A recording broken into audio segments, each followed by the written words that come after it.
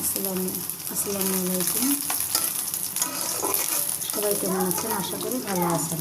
আজকে রান্না করবো ফুলকপি দিয়ে রুই মাছ। পেঁয়াজ ভাজা হয়ে গেছে, এখন দিয়ে দেবো মশলা বাটা।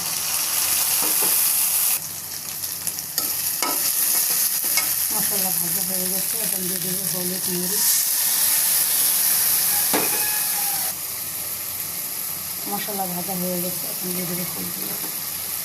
ফুলকপি রান্না করার আগে অবশ্যই ফুটন্ত গরম পানি দিয়ে ভালো করে ধুয়ে নেবেন, যাতে পোকা না থাকে। আবার অনেক সময় ডিম থাকে পোকার।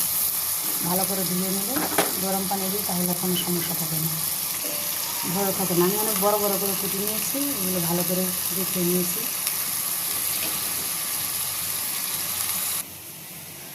অল্প কিছু পানি দিয়ে কষিয়ে নিলাম।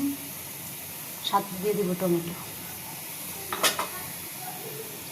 কারণ টমেটোগুলো আজকাল ভালো সিদ্ধ হতে চায় না। এই কষানোর সাথে টমেটোগুলো ভালো করে সিদ্ধ করে নেব।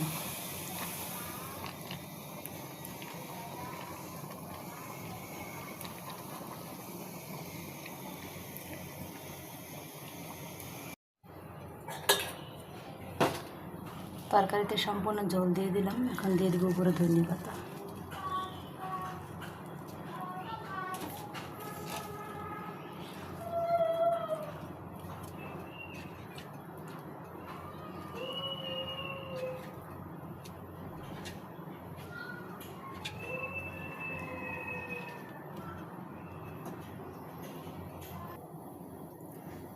এখন কিছুক্ষণের জন্য ঢেকে দেব।